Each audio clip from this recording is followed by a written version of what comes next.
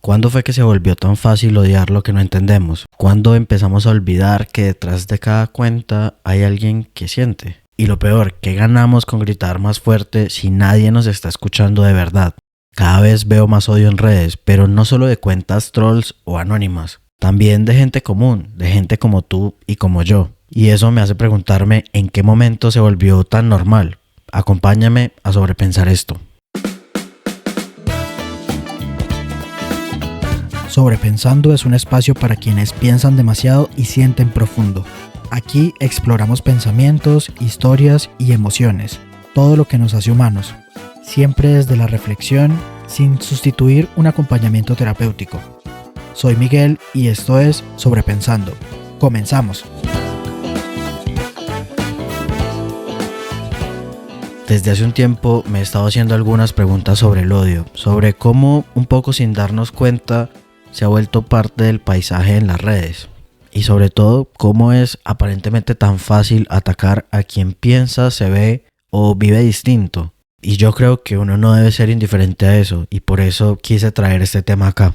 Lo primero que quisiera decir es que yo entiendo que mucho de esto viene desde una rabia. Y por supuesto que la rabia es una emoción que es completamente válida, hace parte completamente de nosotros como seres y es una emoción que tiene derecho a existir en nuestra vida y en nuestro interior.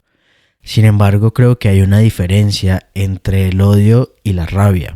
La rabia es como esa respuesta que tiene uno mismo ante algo que genera eso. Pero el odio es como la parte expansiva de esta rabia, como que para llegar al odio se necesita alimentar demasiado esta rabia para que estalle. Lo pensaría como si la rabia es esta llama que está, pero de la rabia al odio es como si se necesitara un poco de gasolina para que eso explotara, porque realmente el odio se siente como una respuesta muy expansiva y demasiado grande a lo que se toma como una ofensa o como algo que genera ese disgusto. También entiendo que esta respuesta con rabia viene como desde la adrenalina o la noradrenalina, que es quien responde, quien sale a responder cuando se siente como una amenaza. Pero ahí está el punto, que en gran medida o muchas veces no hay una amenaza real contra la persona que está propiciando o generando ese odio. Y si bien la rabia es una emoción muy legítima, completamente legítima, sí creo que el odio hay como una parte en la que no se piensa y simplemente se pasa de 0 a 100 rápidamente. Y pues el odio no nace del pensamiento, sino como un acto reflejo. También hay otra cosa y es como que se siente que detrás de esto hay como una parte placentera en ver cómo la otra persona a quien le está cayendo este odio le causa un disconfort. Y esta sensación, como no sé si definirla como placer, pues me causa demasiadas preguntas. Como desde dónde o qué es lo que se activa o qué es lo que se busca o qué es lo que se mueve para querer disfrutar o buscar el disfrute en el pasarla mal de la otra persona. Y pues aquí quisiera llegar un poco como a todo esto que es como la razón por la cual empecé a pensar y me ha dado tantas vueltas en la cabeza esta idea del odio en redes sociales. Y es el papel o el lugar que tenemos, o que tengo yo más bien, como persona que habita el internet y que llevo muchísimos años siendo testigo de cómo se habitan y cómo se hablan y qué lenguaje se maneja en las redes sociales. Bueno, y para esto realmente no solo me quedé en pensar un montón de cosas, porque realmente es un tema que me interesa y es un tema que me mueve bastante. Y busqué información y leí y vi muchas cosas con respecto a este tema. Y como que hay dos cosas que me parece que entran o que deben ser mencionadas como en este punto.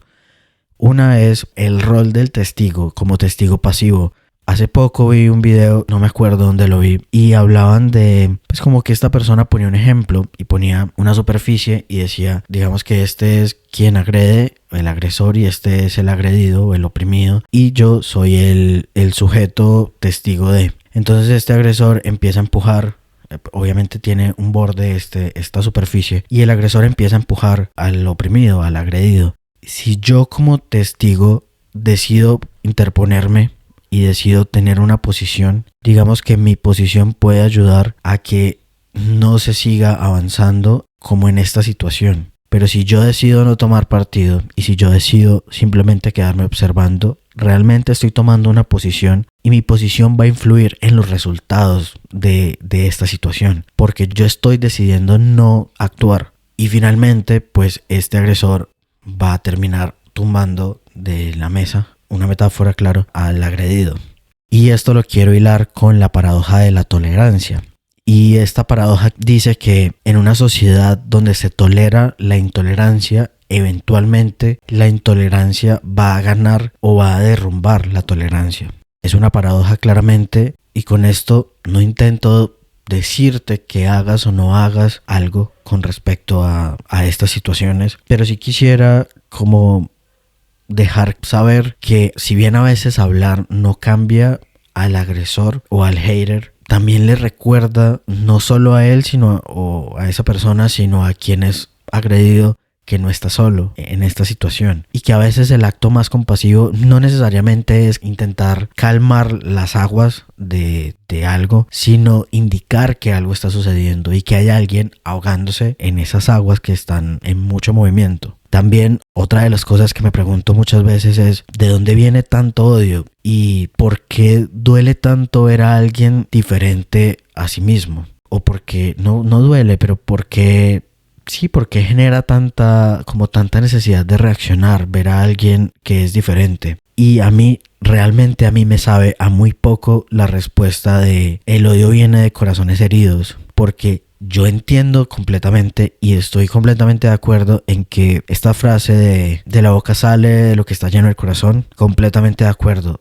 Sin embargo, hay algo que me parece como que va un paso más allá de todo esto, y es que cuando se genera este odio, cuando se genera esta ola de hate en redes sociales, es como que de alguna forma se despersonaliza a quien es objeto de odio, y a esta persona que es objeto de odio se le quita de su humanidad para simplemente ser un receptor o simplemente ser el símbolo, llámese en el término que sea y por la razón que sea que le está cayendo todo este odio, y se vuelve solo este símbolo por el cual le odiamos, sin pensar en el contexto o en las circunstancias o en la vida misma de esa persona. Es como que se olvida que del otro lado hay otro ser humano que está sintiendo, que está viviendo, que tiene sus propios problemas, su propia vida, sus propias cosas. Y yo creo que aquí es donde está el gran tema de esto, y es que pues existe la persona que emite el comentario de odio o la publicación de odio o la opinión de odio o lo que sea de odio, y esta persona está amparada en toda una red. Con red me refiero a estructura de internet que le permite un poco o le da no solo la libertad sino el beneficio de hacerlo. Y del otro lado pues no está nadie, o sea, sí está alguien, y ahí es donde voy. O sea, esta persona tal vez piensa que del otro lado no hay nadie, o ni lo piensa, o se le olvida, o ni siquiera lo tiene en cuenta, porque se despoja de la humanidad a quien es objeto de odio. Y si volvemos a quien emite esos comentarios o a quien emite esas palabras, yo creo que el odio es también una forma de protegerse para sentir y para pensar, porque pensar y sentir duele. Y le duele a esa persona que simplemente dice las cosas y opina lo que opina sin pensar un poco en las consecuencias o en lo que hay un paso más allá. También hay otra cosa que interviene acá, y es la energía que se invierte en ese odio. Y es como que muchas personas se definen a sí mismas no por lo que son o por lo que aman ser, sino por lo que no son y por lo que odian. Y se odia a partir de lo que no soy yo. Es decir, yo soy esto porque odio todo lo demás que no es esto. Por ejemplo, yo soy un lapicero azul y todo lo que no es un lapicero azul es algo a lo que yo odio. Y no me defino a partir de lo que yo soy, sino de lo que no soy. O sea, yo no soy nada de esto. Yo no soy un lapicero rojo, yo no soy un marcador, yo no soy un lápiz, yo no soy un borrador. Yo no soy nada de eso, y todo eso no lo quiero. O sea, no quiero que exista, no quiero que tenga ni siquiera derecho a su existencia, porque yo no soy nada de eso. Y no importa yo quién soy, sino que no soy. Creo que es bastante complejo pensarlo de esa manera, pero me parece que es válido porque es algo que he visto y que creo que tú también lo has visto de alguna forma.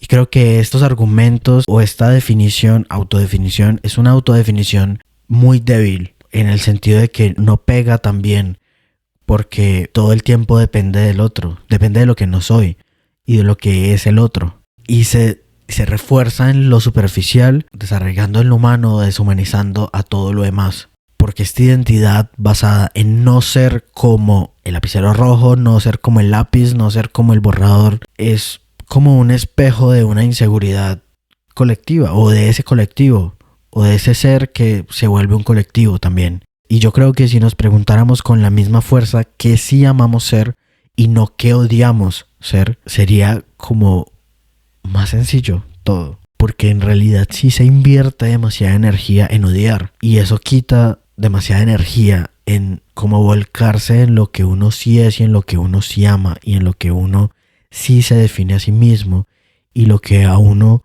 sí lo mueve. Eso es como que una mejor inversión de tiempo, pienso yo. Porque lamentablemente yo creo que, yo no creo que las redes nos hayan cambiado. Yo creo que el odio hacia el otro siempre ha existido.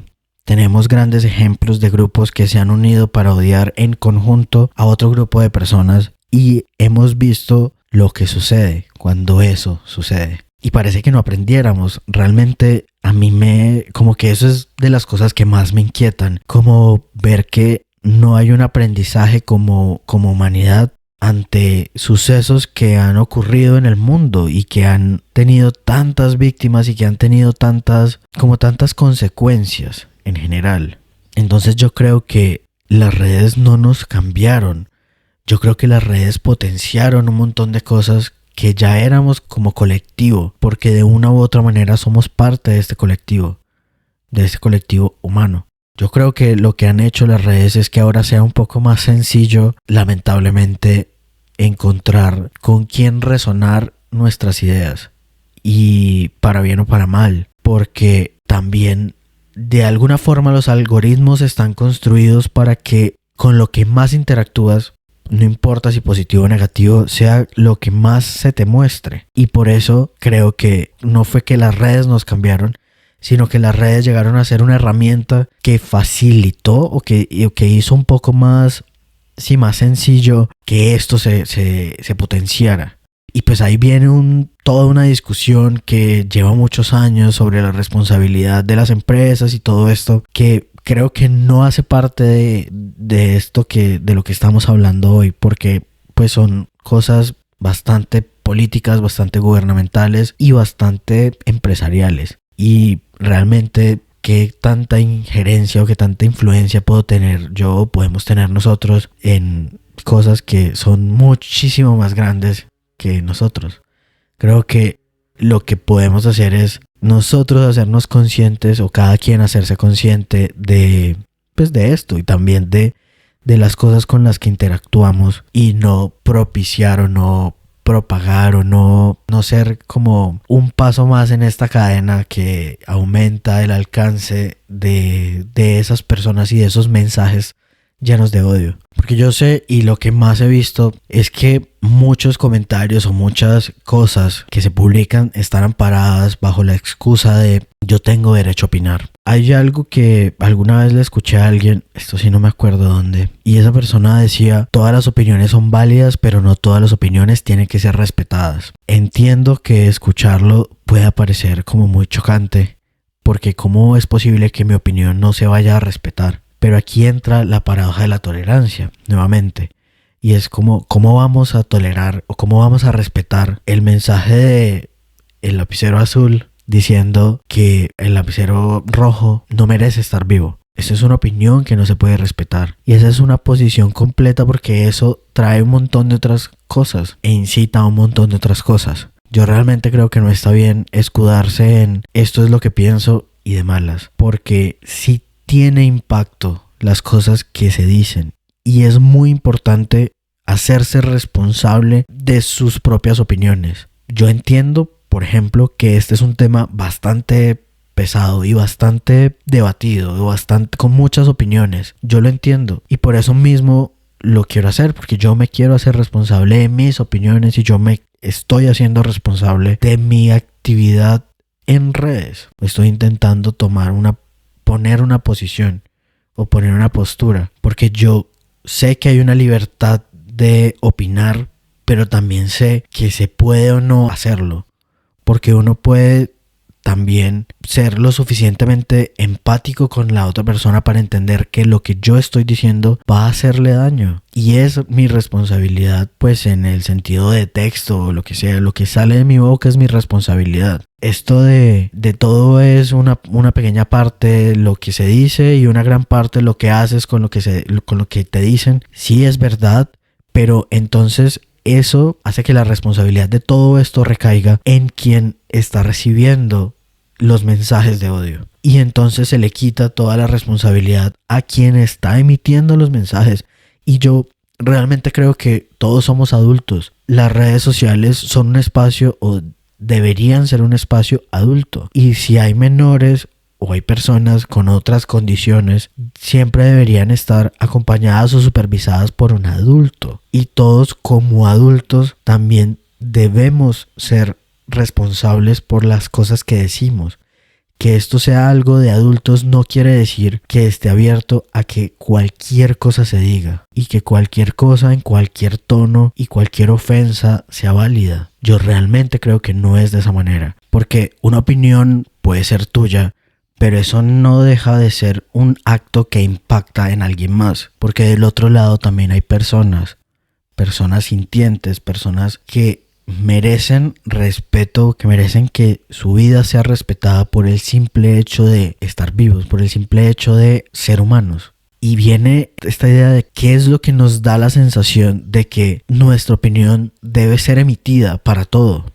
O sea, ¿qué nos da esa sensación? Y también he visto como que se está volteando un poco este fenómeno de... Antes siempre se decía, la gente se escuda en las redes sociales porque está desde el anonimato y esa gente no es capaz de decirlo así. Si te ve de frente no es capaz de decírtelo. Creo que pasamos de como esta burbuja digital y ya se salió también al mundo real, porque también he visto que a las personas se les hace demasiado fácil opinar lo que sea en la vida cotidiana sobre algo de alguien, así, sin más, sin que se le pida su opinión, sin que la existencia de ese ser afecte en absolutamente nada a quien emite los comentarios. Esto se me hace también demasiado curioso, demasiado particular. ¿Cómo creemos o cómo las personas creen que amparándose en ese derecho a opinar, realmente como que simplemente pueden llegar a opinar,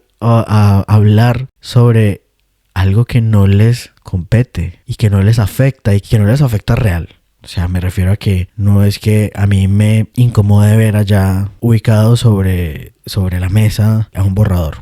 Y entonces tengo que ir a opinar que eso ahí donde está lejos de mí me incomoda. Todos los fenómenos de internet, todas como ha ido cambiando muchas formas de relación, incluso con el odio, incluso con las opiniones, y que ha traído pues todo lo digital. Me parecen muy interesantes. Yo no creo que todo tiempo pasado fue mejor, pero a mí realmente me gustan mucho todos los avances y todo lo que la tecnología nos ha traído. Pero también creo que cuanto más se avance, o sea, eso es curioso, tenemos que recordar más que somos humanos y que todos los que habitamos de alguna forma el mundo real y el mundo digital somos humanos. Eso se me hace completamente llamativo y un poco completamente como irreal.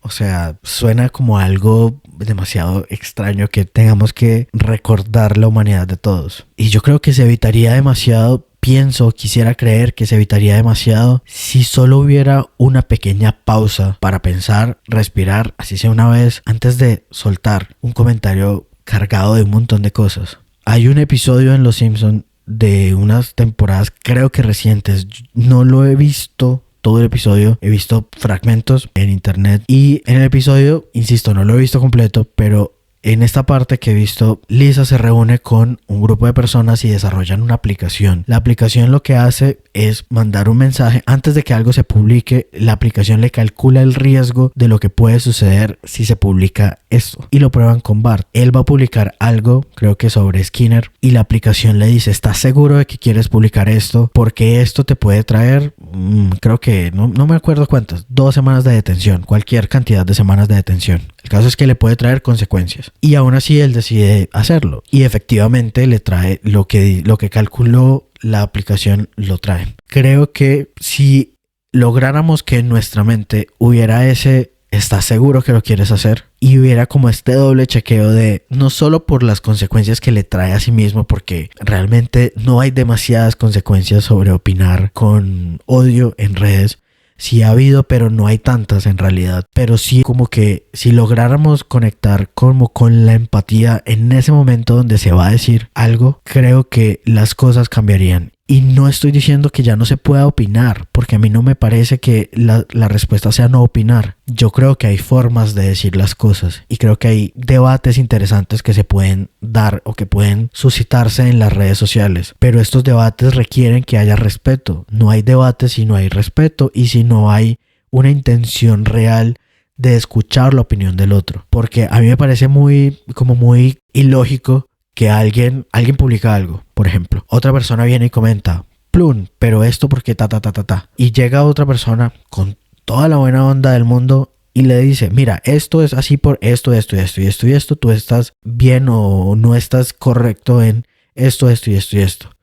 Y esa primera persona que hizo el comentario de odio responde como muy sin pena ni gloria diciendo: es demasiado texto, no lo quiero leer. Entonces, o sea, esa persona realmente no quería un debate. Esa persona solamente quería descargar y ya. Y se va, cierra, pum, y se fue. Y no solo que no mide consecuencias de daño, sino que realmente no le importa. Y realmente no le importa aprender, ni discutir, ni debatir, ni llegar a ningún punto. Solamente le importa su verdad. Y ya. Y qué bien que tengamos o que estemos en un punto donde muchas personas tengan ideas y que tengan su verdad y que se aferren a ellas. Pero entonces no hay debate y entonces no hay cambios de ideas, no hay cambios de pensamiento y el mundo se mueve, queramos o no. Y para estas transformaciones se requieren debates y se requiere escuchar opiniones de todo tipo. Así que si hubiera realmente ese momento o si realmente nos tomáramos ese pequeño instante para respirar antes de responder, porque también responder al odio con más odio pues es echarle más gasolina a algo que ya está ardiendo. Entonces esa no es como la solución. Yo quisiera decirte que no tengo las respuestas y no pretendo tener las respuestas de nada. Yo simplemente no quiero acostumbrarme a que esto se haga parte de la cotidianidad.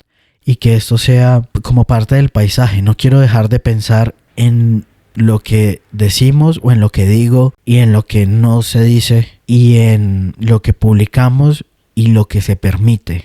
Esta es más bien una invitación a que pensemos o sobrepensemos juntos y no necesariamente que lleguemos al mismo punto, sino a mostrar un poco o a dejar ver un poco cómo la incomodidad que hay o que yo tengo ante el odio y cómo dejar dicho que esta incomodidad es una señal de que aún existimos o que aún hay humanidad detrás de todo esto, porque pensar en esto no necesariamente detiene el odio, pero sí implica no dejar que el odio sea quien se adueñe de toda esta situación y de todo este ecosistema en redes sociales o en internet en general.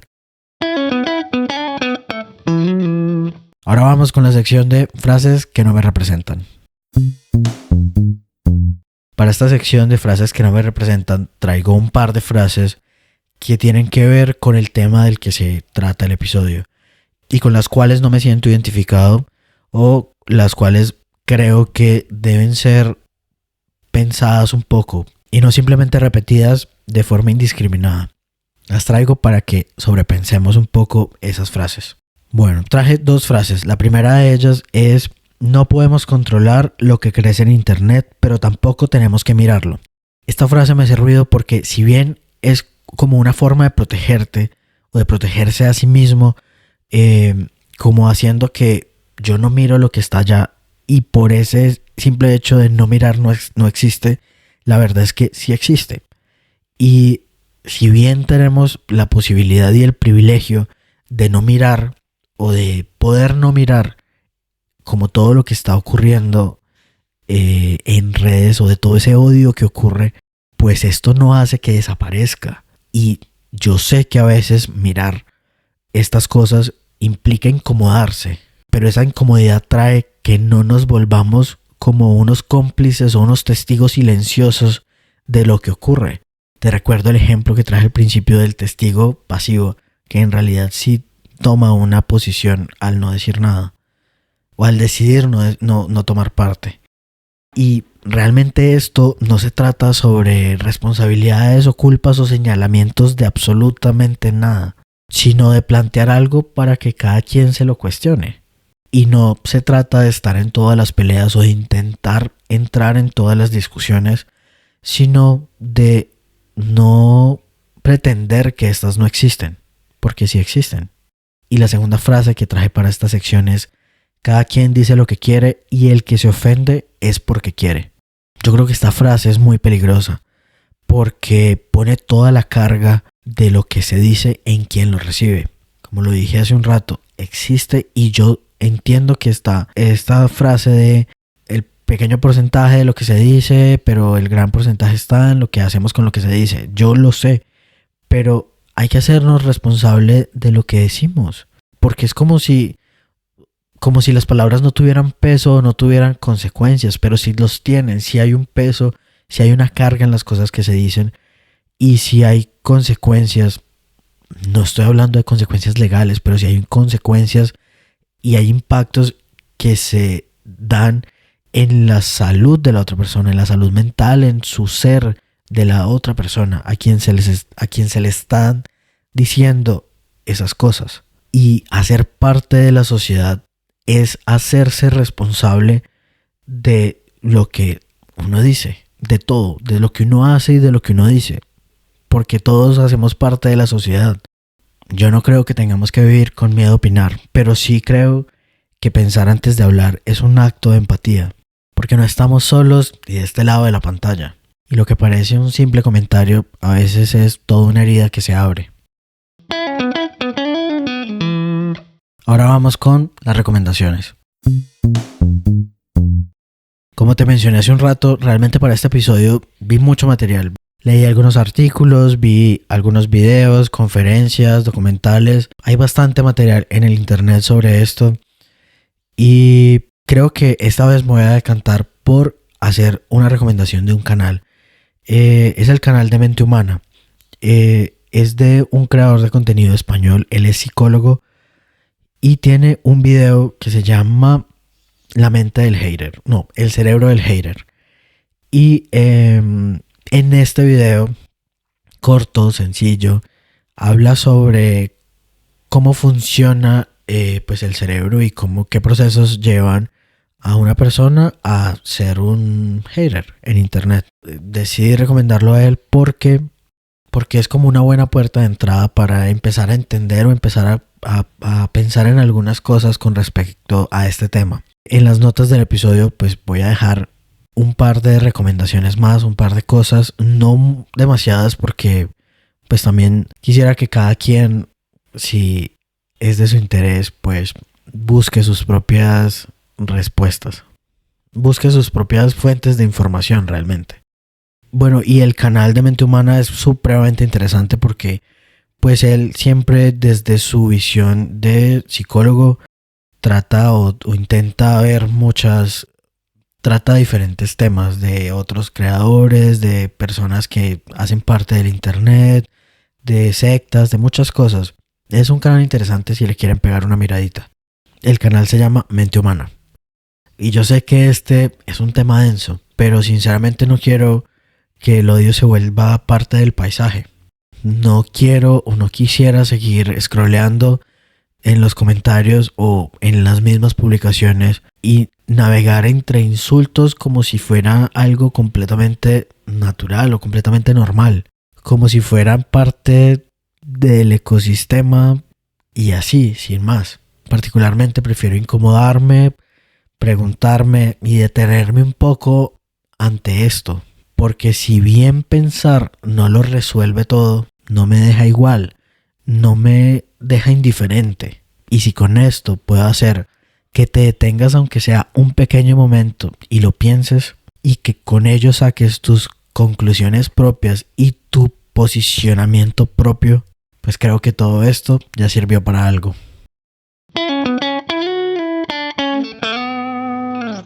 Muchas gracias por llegar hasta aquí. Si algo de esto resonó contigo, ya sabes qué hacer, dale like y puedes dejar en los comentarios lo que piensas al respecto, si tienes alguna recomendación de algo que hayas visto, si tú has sido objeto de odio en internet, cuéntame de tu experiencia, tu sentir o lo que piensas o sobrepiensas de esto. Y si crees que este tema o algo de esto le puede interesar a alguien más, por favor compárteselo. Nuevamente te doy las gracias por llegar hasta acá. Sé que es un tema complicado, pero también sé que quienes estamos acá somos personas que nos gusta sobrepensar en muchas cosas, y esto hace parte de las cosas pues que nos habitan y que nos pasan todos los días, o de las que presenciamos todos los días.